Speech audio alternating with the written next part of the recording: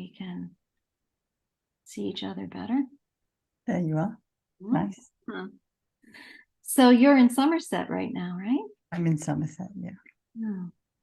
So just briefly, I know you want to get into grief and addiction and trauma, but I'm always curious at the beginning to find out from people, how did you decide, or does it feel like you decided to really make grief a kind of focus in your work? How did you get here? Yeah, so I didn't decide, and it's actually taken me decades of being a grief psychotherapist to fully recognize how far it goes back into my roots. So just for those of you who don't know me, I'm a psychotherapist. I worked in the NHS for 25 years, and I helped start a charity, Child Bereavement UK, supporting families who had a child or a baby die, of which I'm founder patron. And I've written some books, and I have a grief app, the GriefWorks app, and a podcast with my 2 therapy daughters called Therapy Works. But so that's the present, but to take that back 64 years, I was brought up in a family where both of my parents had very significant losses. So my mum, her mother, her father, her sister, and her brother had all died suddenly and traumatically by the time she was 25. Wow. And my father and his father and his brother had also died suddenly and traumatically by the time he was 27. And none of these people were talked about. So these black and white photographs that surrounded me as a child, and I barely knew their names. And so our family was a family that, denial, what you didn't feel, you didn't have to face, and what you didn't face didn't hurt. And of course, that is the reverse of what we're going to be talking about, which is with grief, pain is the agent of change. Allowing yourself to feel the pain of grief, which forces you to face this reality that you don't want and you didn't choose. Whatever the loss is, it could be grief from diagnosis, it could be grief from a living loss, or grief from death. The task of grieving, of mourning, is to adapt and allow yourself to know this new reality. Because this is very important, and it's very polyvagal, because what you're describing is that a natural process in the body of grieving, allowing uncomfortable feelings to come, is adaptive. It's the agent of change, you're saying. And this is very body friendly, right? It's very much what the felt sense polyvagal model is about. And in my book, Grief Works, I have 8 pillars of strength, and my 8th pillar is the felt sense that I wrote way before I met you in 2017. So I've used the felt sense all my practicing life. So, but just to kind of that's wonderful. broadly say my understanding, which is that our minds like prediction. So we have attachment, knowing that needing to know that the people we love are safe across time and distance, so that when they walk out the door in the morning, we believe they will come back. When that person dies, our mind needs to update the database. We need to rework our map to know that that person is no longer physically present. And to also know that our love for them, the connection to them, never dies, that they will stay in our hearts and our minds and influence us and shape us as we go forward. So the love continues, but their physical presence is no longer there. And so the mourning is the pain of the loss that needs to come through your system. Emotions are transmitters of information. And when you have that wave of grief, people often talk about it as a storm. It's adaptive, telling your mind, hold on, George isn't here, she's not there, I've got cancer. Kind of, that is new information. And every time we do it, we incrementally adjust. Yeah. The things that we do to block that process of natural mourning, to block the pain, is the thing that over time does us harm, sometimes for generations. And so that in my family, we were in a family that, you know, grief fueled addictive behavior, for instance. Mm-hmm. Yeah.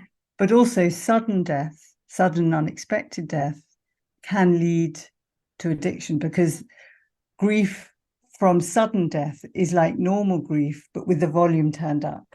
So every feeling of fear becomes terror, of anger becomes fury, of shock becomes dorsal.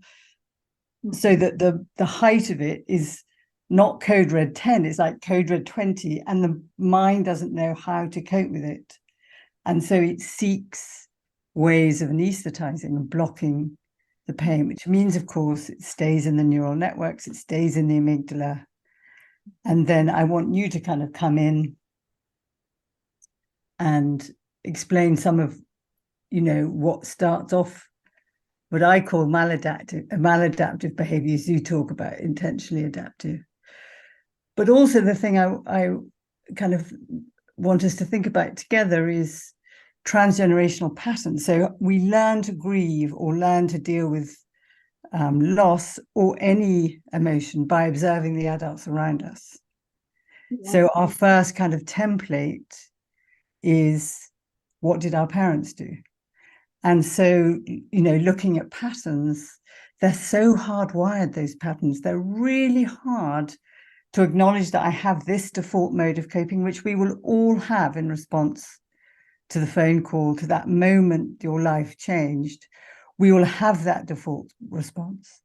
And it's not about not having that default response, which maybe for me, I get busy and I shut down. But it's developing and growing another response that you can use alongside it. So you can befriend the one that you have. Don't kind of beat it up and tell yourself you're an idiot and, you know, what I call your shitty committee. Often people who are grieving attack themselves. They kind of turn against themselves, the fury they feel with the world. They then go against themselves. So quieten the shitty committee, be compassionate and go, okay, I want to do this. And maybe I need to let myself do this for a bit, but also develop other strategies that get me back down into ventral vagal, get me back down into the safety of my body. Because grief often feels like fear. Grief often throws you into an alien place you don't like, you don't want, you don't belong, and you want to get the hell out of there as fast as you can. Yeah. And so it's finding the new map, creating your new map, which takes a lot longer than anybody wants or anybody chooses. Yeah. So all of what you've said there, we can also really see through a polyvagal lens, right? And you're bringing that in, you're saying, you're talking about that in terms of how it's a natural response when we are grieving, especially if it's sudden. So it's a heightened, triggered response to shift us into mobilizing into sympathetic if we're in a ventral place originally. And if we're not, we're just heightened in sympathetic, flight, fight. And then if we can't manage that, and I mean, in many ways, we often can't, there's no escaping from the truth of it. And often we're not sophisticated in terms of understanding that we need to really honor those bodily feelings, right? And so then we go to dorsal. And that's a normal, natural way. That's the trauma feedback loop. The flight, fight, fixate, and then folding into the upper part of the 6F's diagram that I have. So how to move out of that trauma feedback loop, where addictions then start to function as state regulation strategies, right? We're in sympathetic, it's unbearable. We drink a bottle of wine and we shut down into dorsal. We stay in dorsal too long into a deadened kind of state. We do things that stimulate adrenaline, and then we end up back into sympathetic again.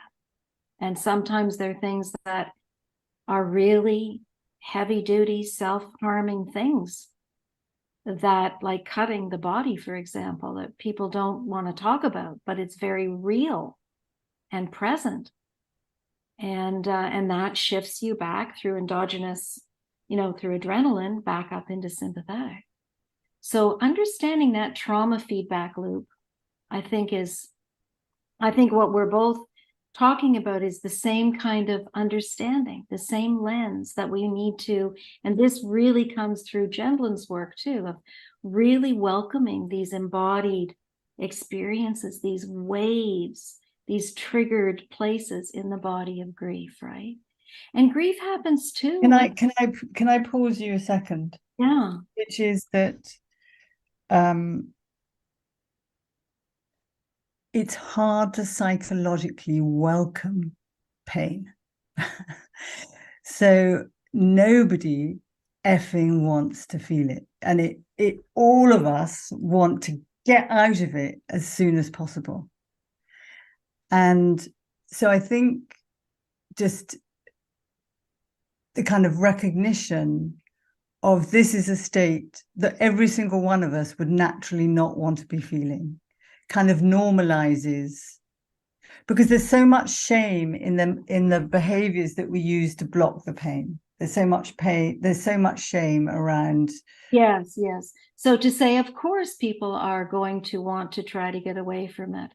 But at the same time, Julia, my experience with focusing is that if you're able to connect in with the felt sense, the body wants to feel. It does. If it's not alone, if you make a space that's safe enough with a partner, that's why we focus so often in partnership, where I could listen to what it's like for you in there, that nobody else wants to listen to, because you're not supposed to feel it. You have the funeral and then you go back to life.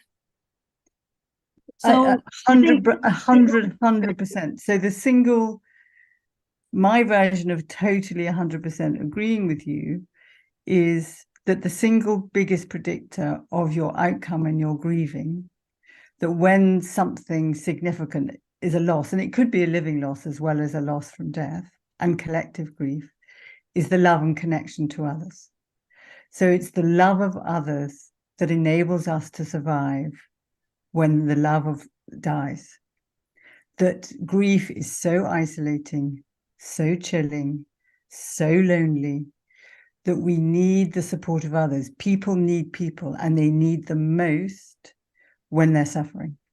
Yeah. But what happens, and I think is what you're saying, is death is still taboo, because there's this magical kind of thinking, which is, if I don't think about it, isn't going to happen, it's not going to happen to me or the people I love. But also there's a kind of magical thinking that if I do think about death and dying and grief, it's going to make it happen. So I have to avoid it. And I think, what you and I are doing is, I hope, raising awareness, and the understanding is that the more knowledge there is about a natural process, that it is naturally adaptive, that we need to develop strategies and ways of collectively connecting with each other and communities so that we support each other, but also have an understanding that you don't look at your friend whose husband of 30 years has just died and say to them, shouldn't you be over it by now, or getting on with life, or getting back into life, or forget and move on. But actually recognizing that we don't get over, we have to find a way of living with and accommodating and changing ourselves internally so that the level of the loss remains the same, but we build a life around it. You don't, the loss will stay with you, but through the ways that you and I are talking about, you do learn to dare to live and love again. Mhm. Yeah. And then there's so many kinds of grief. There's grief that comes from living a childhood history of abuse. That Completely. whole life is made up of these really terrible experiences, and how to really make a space that truly does welcome whatever comes into the room. Whatever comes into the room, as long as it's respectful and safe, is welcomed in the room. Doesn't mean we like all of it necessarily, but that we have to make a space to welcome it. And that when we do that, when we're really with that in an embodied way, body to body, that we shift into a more ventral place. Because as you're saying, we crave this social engagement. The connection with another human being is what helps us to heal. And for some people I know listening don't know so much about polyvagal as you. So ventral is that calm place, isn't it? It's a place of safety. It's The place of where health. you have your wise mind online, where you go back home into yourself. You know, I talk about circuit breakers with clients, like you're in code red 10 or freeze down below, and that developing mechanisms, breathing, felt sense, exercising, kind of brings you back into your body, where you then have the capacity to think, actually, what do I need? Not just what do I want, and what will be a wise choice for me. Because the other thing I was thinking about is that we can't, obviously we can never change what has happened to us, but through understanding polyvagal, felt sense, and ourselves, and many other things, we can change our relationship with what's happened to us. And I think grief, one of the most useful, is giving ourselves permission to both grieve, to emote and grieve and feel the pain, and also to be restorative, to be okay, to get on with life, to have pleasure, to have joy. And it's the oscillation, the movement between the two, that frees us and allows us to have the psychological capacity to do the loss work. Because I think, you know, people, I think you ask anyone about grief, all they know about is the Kubler-Ross 5 stages, that you go from you know, numbness, and you got the next step to anger and bargaining and, you know, denial. Yeah. And actually you have probably all of those things, but you can feel all of those things in 10 minutes. Like you can be like this, and then you can be like this, and then you can be weeping. And so I think one of the things that I'd like to introduce is that through structure and actually creating boundaries of time, of where we put our attention and where we put our mind, can help us manage what seems unbearable. So with a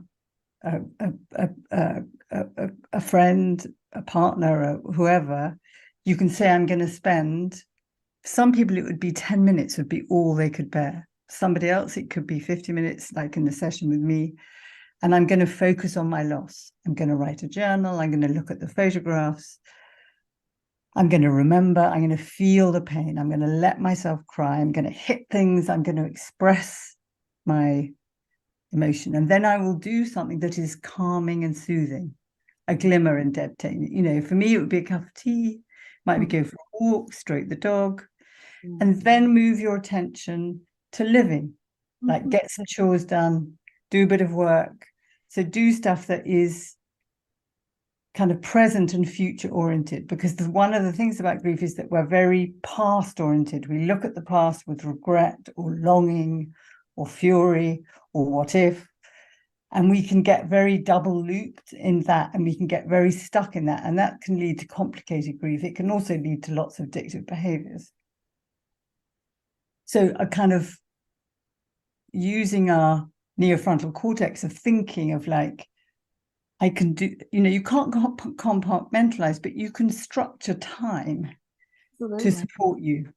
Yes, I agree. I agree. And I think in a way we would say that it's so common to shut down in a dorsal state with grief, of depression and wanting to just fold in and hide and numb. And that there are things that we can do that are, really activating that prefrontal cortex, that are executive functioning things. Like, let's get on with planning and organizing and giving ourselves permission to do these things in a very conscious way, right? Really choosing to attend to things that bring us into a grounded ventral present state, and listing those things, And they give us hope, and yeah, they feed our soul, and they give us psychological energy, the capacity to then to go and do this work that you don't want to do. absolutely. I think that kind of structure is essential in all grieving, all trauma work, really. And Yeah. certainly addiction too, because when you're trying to really consciously change a behavior that shifts you into dorsal, you want to have some other behaviors that you can use and call on. This is where we use the 4-circle practice, where you really make a map and list these things out so you can go to them and go, okay, I'm going to shut down, go to bed. Better not. What am I going to do? What am I going to do? Well, I'm going to call a friend to start, or I'm going to connect with so-and-so and start working on that project. And as you say, maybe you can only do it for 20 minutes, but it moves you into a different state, often into more ventral grounded presence. And then you're out of that loop. And of course, we know that the more we do that, the more those neural pathways develop, right? So then we're on a good track. Because that's what I was going to say, is that our mind likes patterns and loops, isn't it? So if we can expand the map inside our mind and have, rather than the negative addictive loop that is so self-reinforcing and compounding, and the shame of it and the powerlessness of it, and the kind of, but also the thing I think what you really help with and help me understand is how furious other people are with those that are addictive. So they may, people will recognize, I get that his father killed himself, or I get that his wife died, and that grief you can become an addict because of loss, and being an addict can lead to lots of loss, that the two are can be very profoundly interconnected. But after a while, there's a limit of those that care about you, and they judge you and think, and I think what you bring in is this kind of deep understanding of, what was a behavior that was a coping strategy then becomes the problem. Yeah. What helped you then starts to hurt you. Yes, I love the way you say that. What helped you starts to hurt you. Yeah. Yeah, it's the paradox that Jan often talks about, how to start with. We often start with a paradox, right? It's something that's outside of a traditional pattern of understanding something. It doesn't fit together in a little box neatly. And cutting or self-harming behaviors are like that. They're outside of what we feel comfortable understanding. And then we get into all kinds of horrible ways of dealing with it. Like, I won't see you anymore as a therapist if you continue to cut yourself. I'm like, what? Yeah. Because we're uncomfortable. So in my Grief Works app and in my book, Grief Works, I talk about the paradox of grief. That by allowing yourself to feel the pain is how you heal. Yes. And the very thing that we don't want to do is the very thing that helps us most. Yes. And this is again what Gene would say. He would say, isn't it remarkable how nothing about the situation has changed? The person is still in the same situation, but you feel better because you've allowed what's in the body to be expressed in a way that is safe, right? That you have some good connection there that's holding this space. You're not alone and isolated in it, because that will lead to the addiction. Yeah. So the very thing that kept you safe or surviving becomes the very thing that then becomes a problem. And that no wonder it's hard to change it. You have to really talk to your body a lot, right? To the nervous system. Update. Yeah. And I think we have lost our bodies, right? Oh, yeah. So with grief, one of the big battles I have with clients, and I long to hear everybody who's listening. Yes, we'll go to clients in a minute. Yeah. Is Participants. this kind of cognitive questioning and Sherlock Holmes investigation, and almost like this will that, you know, like gritting your teeth, like the fury and the kind of wanting it not to be true, and the kind of regret and rumination that can create this feedback loop of the what ifs. But also there's something about giving yourself permission to recognize that you are not God. You did not have power, the limits of your power. And I think there's something about 21st century life where we can swipe to buy a car and get our food, and the frictionless, painless way that we can access what we want when we want. And the way that we don't talk about death, you know, the Queen Victoria was the kind of poster woman for grief, because she wore black after Prince Albert died for 40 years, and she made grief fashionable. And in the years since then, 200 years since then, we have kind of buried death and grief. We've hidden it in mortuaries. We have cremations, not burials. And so it's like you try and have this 21st century will over what you feel you should have control of. And I think there is another paradox, is to recognize the paradox of allowing what you cannot bear, is that we are fundamentally powerless over the very thing we want to have most power with. We do not have the capacity to make someone live. It's not in our gift, or ourselves. We're all going to die. Yeah, the vulnerability, the state of vulnerability, and really being able to come to terms with that. Yeah. And that it's not fair. You can have a young child that dies, you can have a young man, you can have a man in his 50s, you know, it isn't. I mean, the majority of death does tend to happen in old age, but you can have deaths out of time, which are also particularly cruel and particularly hard to come to terms with. Yeah, and deaths in wars that are happening now. Okay, I'm going to bring us back so we can come back to the group and take some questions.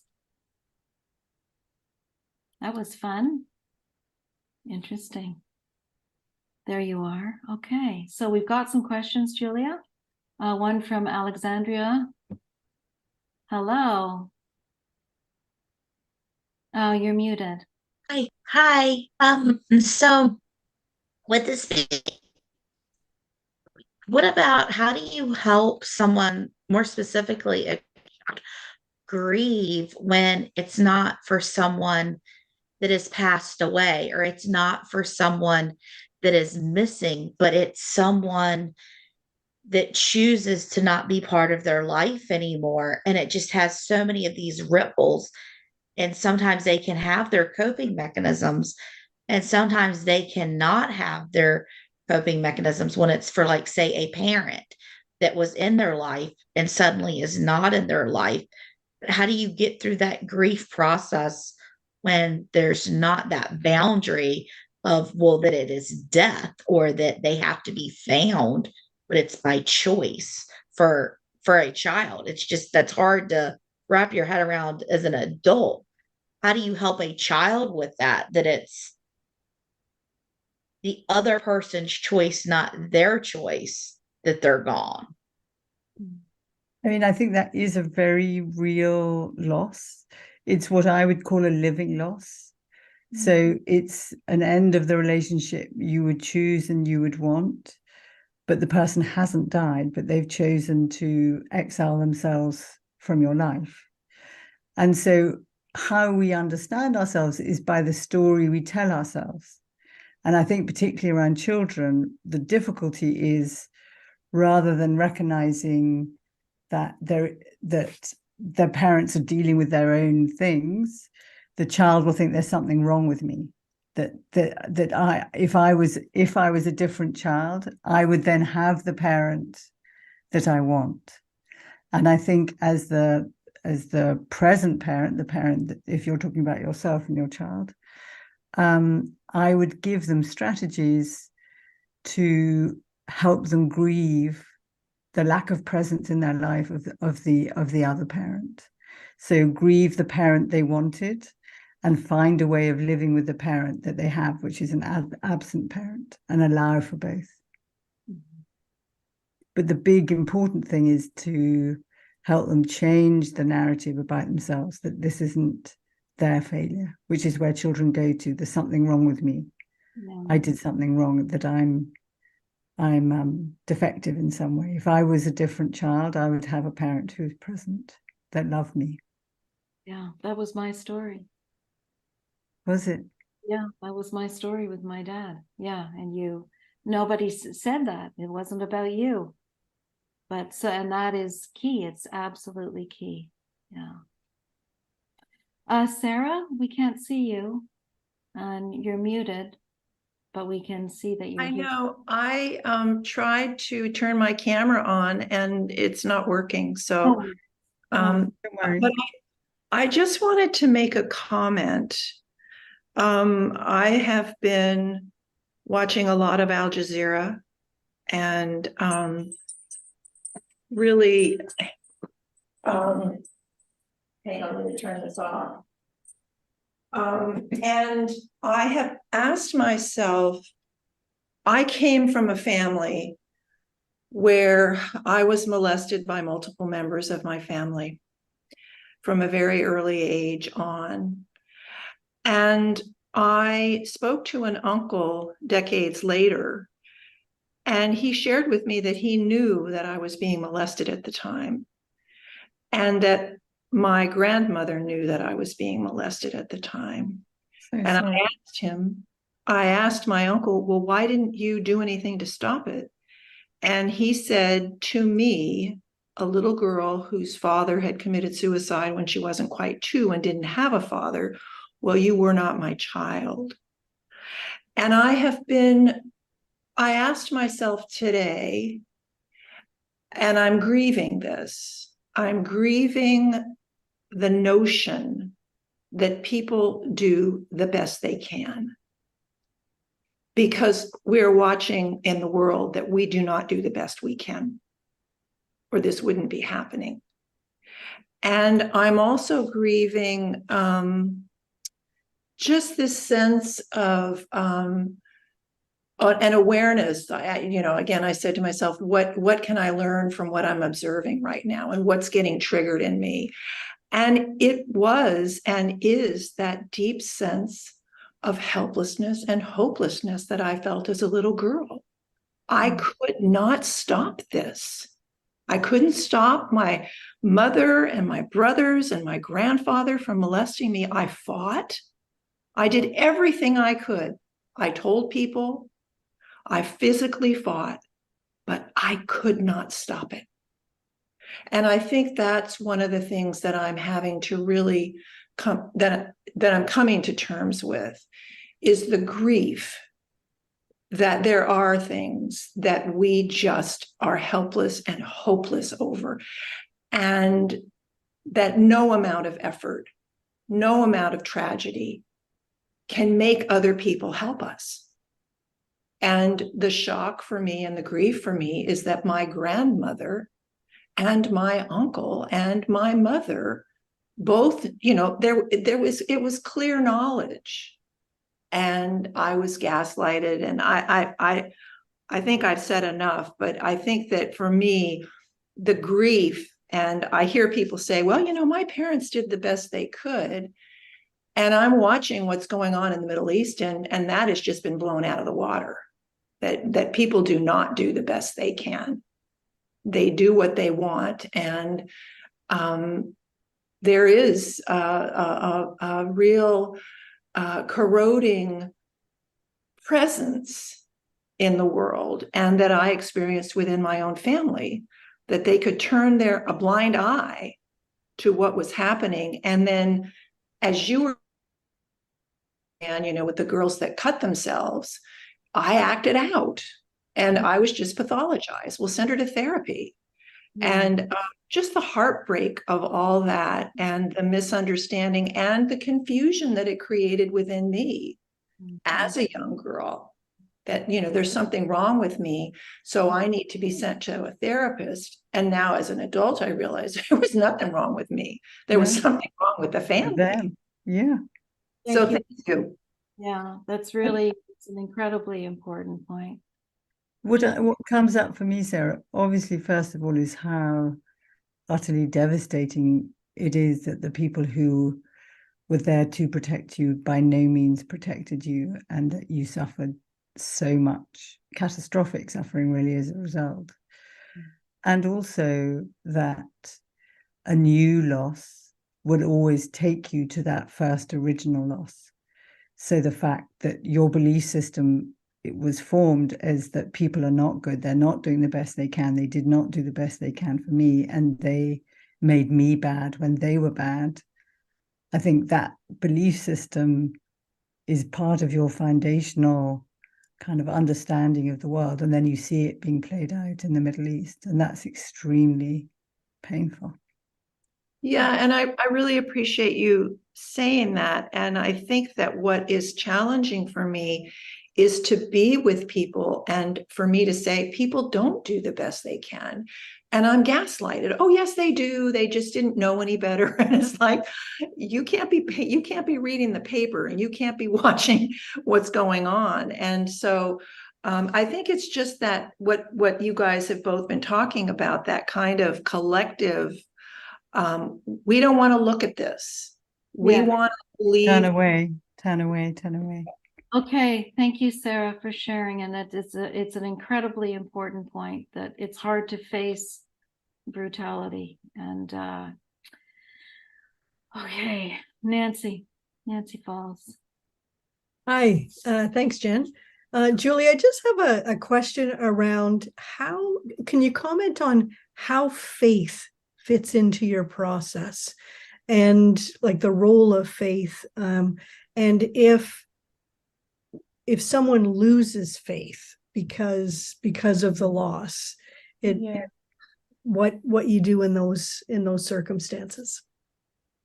So, I mean, faith, the research shows that if you have faith and you believe, you have a belief that the person that's died has gone to a better place, whatever your religion is, that does support you, because it gives you hope.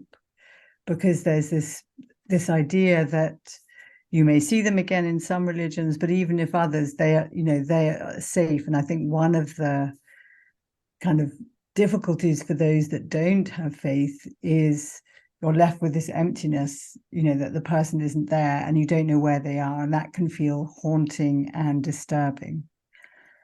But also when there's a devastating thing that happens, and what it could be your child dying, it could be any circumstances that feels that breaks. I have plenty of clients that they have lost faith because they felt that God was benign and that it was a good God. And then how can there be a God when these devastating, terrible, terrible things happen? And that is a double loss again. So you grieve the loss of the person or the circumstances that have happened to you, a living loss. And you then lose one of your key foundational, often because it's from your childhood, coping mechanisms, that you don't have the place to go, the community to be with, the rituals. Rituals are so important in grief. And I think one of the things I develop with people who lose faith is we help establish new rituals that work for them. So it may be lighting a candle by a photograph or flowers. It may be going to a place that feels spiritual to them. It may be going for a walk that they walked with the person that died or with a friend, so that you can develop these kind of habits with soul that express what often is invisible. One of the most difficult things of grief is that it's invisible. You can't see it. So you look in the mirror, you see the same person. Internally, you feel you've been kind of torn apart inside. And so having external behaviors and rituals and practices, it could be on a Friday cooking the favorite curry that the person who died made, so that, you know, sight, sound, touch, and smell transcend time. And so you can connect touchstones to memory. Being connected to the person that died is very helpful through behaviors, wearing a scarf, cooking a meal, singing a song. And of course, in the past, that was always done in the church, that people went to the church, lit a candle, prayed together, were together. And I think one of the things where there is so much less faith is our loss of community that comes with it. And that is a real loss for people. You know, like Jan talks about, is that your companion in this would be someone in the same pew as you. Yeah, and I think also that, you know, what is faith? You can have faith in Mother Nature, you can have faith in Gaia. I have faith in the trees. Yeah, And absolutely. with Yeah. trauma, there is always a shattering of meaning. No, it's what is this all about anyway? Which is, I think, kind of related to the last person. I mean, it's like we can't really face that, right? That these things happen that are unspeakable, they're horrible, they're atrocities. They're atrocities. And people don't always have the best motivation at heart. And that's the truth. And it's very hard to bear. And how do we bear it and hold on to meaning and hope and faith? Well, here we are. Yeah. We do it like this, right? We do it in community. Yeah. And can I add into the hope is that I think in our deepest, darkest despair, hope is the alchemy that turns a life around. And it can be a tiny little flicker. And hope isn't just a feeling. It is an image of a plan that you would want, and a plan B if that one doesn't work, and the belief that you can make it happen. So that it's you know, when you face the dark, you allow yourself to feel the pain and express it, and then you turn to the light, whatever that light is. And it might be through nature, and you picture a version of yourself or a time of whatever it is that your hope is, and doing that is sustaining, and it is more likely to make it happen when you envisage it. I love that. That's really great. And that you name what it is and you have a plan. That's beautiful. I really like that. It's very helpful. Work of Charles Snyder, Hope. Oh, very helpful. Kim, I saw your chat that you couldn't get your hand to work, but hello. Hi. Thank you. Yes. Thank you, Jan, for today. And thank you, Rashan, for helping me with not being able to raise my hand. And also, I just want to say thank you, Julia, for everything you have done over the decades for kind of normalizing grief. I so appreciate it. My question is that I have a young, much loved person in my extended family. I love and respect and admire her. And her mum died very suddenly about 6 or 7 weeks ago.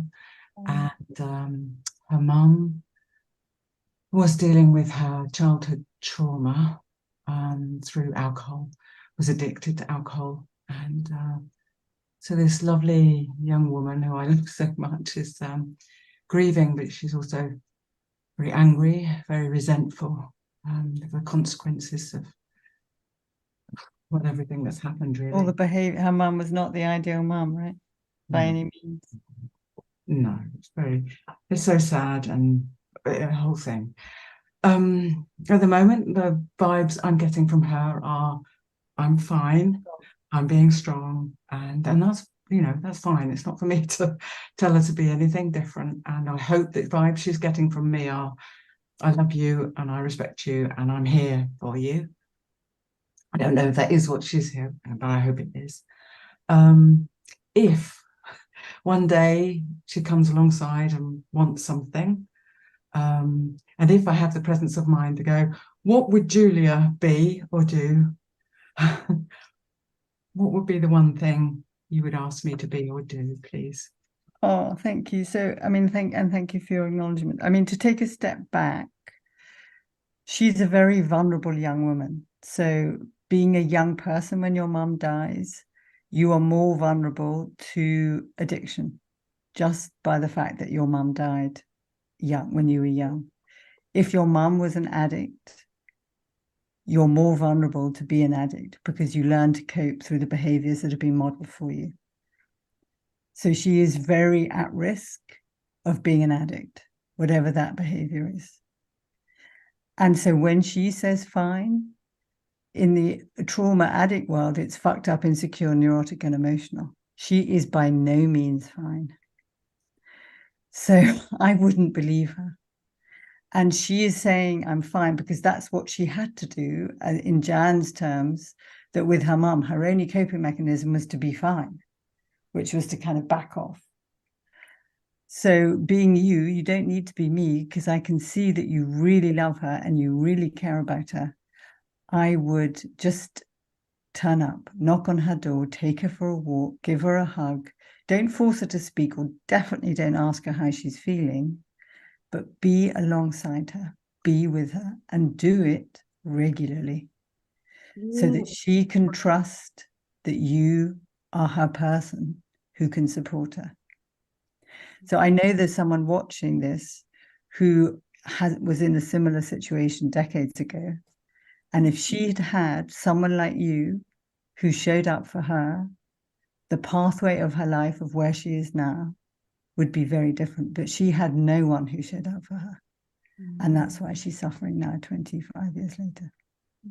That is very wise, Julia. So beautifully said. Really.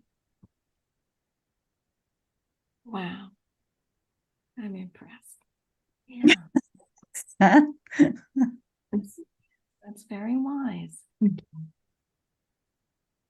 Okay. Be there for the long haul. And exactly as Alexandra is saying, she's lucky to have you in her life. I can see how much you love her. Let her know how much you love her. And love, is not a soft skill. Love is hard. It's hard to know when to step in, when to step back, when to let go, when to hold on, when to kind of, be forceful. But it feels like trust the love you feel for her and let it land in her so she knows what it's like to be loved. If you have an addictive mum, you do not know what it's like to be loved, because the mum's primary relationship was with her alcohol or whatever the addiction was. It was not with her child. So she finds it hard to trust. So I think, Julia, what you're talking about is Alice Miller's notion of the enlightened witness. Yes, that's a lovely idea. Someone who sees it and can witness it and hold it for you without asking you to do anything, just being there and knowing. And that can help a lot when everybody around you is denying your abuse, what happened to you. And that there's something wrong with you, like you're the one that's the bad one. And there was nothing wrong. Okay, Anka, we've got one more. I just want to add that it's really hard for people to reach out to other people who lost somebody or grieving. It's like they are not trying to, or not trying. They are maybe scared to reach out because maybe it touches their own grief, and a lot of people try to push that away. So from my own experience, healing my childhood experiencing, the more I grieved the last years, and now with the summer course with Jen, it's easier to deal with grief that's coming up in like the now, in the present. Like I lost my grandma and I was grieving, but I could feel this vortex. It was like I felt joy, and then I was grief, and I was joy, and there was grief. And I was so surprised because normally it takes you to this really big grief, like everything piled up, and it was not there. It was like really freeing. It's like, wow. Yes, it can be there, but also my life is there. And that was a really beautiful experience. So I can encourage everybody, just grieve. It's not an easy process. It's rough, but it's worth it. You've had such a journey through the course. You've really done. People do amazing work in the felt sense in partnerships, right? Amazing. And then the window of tolerance, it increases your capacity to welcome the uncomfortable. Yes. Yeah. Jan, when you have the uncomfortable, for those that don't know what the window of tolerance is, do you want to explain that? The window of tolerance. This is Dan Siegel's work in interpersonal neurobiology. And he's talking about how as we become more regulated in our nervous system, that we increase that capacity to tolerate and be with and welcome things, experiences that used to activate our nervous system, shift us into sympathetic or shutting down into dorsal. So the beautiful thing is, as you heal and you increase your capacity to welcome a range of emotion, a range of experiencing, you can go in so many places and be able to hold on to yourself. So as a focusing partner, you can hear, as Anka's describing, what's happening in your partner and in yourself in a way that holds this contained and secured space together. And it makes life richer and deeper and more fun and exciting and intense and all of those things. I love interpersonal neurobiology. I'd love to get Dan Siegel on here. We'll have to work on that. Yeah. Because, I mean, particularly around trauma and addiction and grief, that they are all unbelievably isolating and unbelievably exiling you from yourself and the world. So anything that bridges your sense of self, that brings both your pain and your joy, that brings your love and your hate and your fury, that bridges your relationship with yourself and then bridges your connection with others, is where you have the capacity to heal. Yeah. And it really, Robert, where are you? Robert Ragucci, who really helped me. Hi, Robert, with the fourth circle of the fourth circle practice. This is a place you can really cultivate as you increase your window of tolerance, of what you can literally tolerate, and then start to really appreciate as you become more and more able to ground. And for those of you familiar with Jenlin's experiencing scale, this is the place where you can really deep down into experiencing. Why you can tolerate things that really scare you or make you really angry. And as you work through triggers, you can kind of look at them and go, do you have the experience, Julie? It's like, oh God, that would have driven me crazy 20 years ago. I would have been so mad or so frightened or so shut down. And now it's like a gentle kind of murmur. Tap on your shoulder. Yeah. Younger people, please take heart. Great thing about getting older. If you do your work, it pays off. It pays off. It stabilizes you. Yeah, it does. Yeah. And that's the increase in the window. Well, we have to go. Once again, somebody asked, fine, it's fucked up, insecure, neurotic, and emotional. It's from I have to end with swearing, right? Yes, I see that. A woman, love it. That's from Julia Samuel. Hello. Thank you so much for coming. That was really a little touch, right? A little touch into a place that is, oh, wow, talk about collective grief these days. Yes. And please, everybody, stay in touch. Find me on Instagram or through the app or through the podcast or the book. Julie has a huge Instagram following. 51,000 people. My God, woman. But I can see why.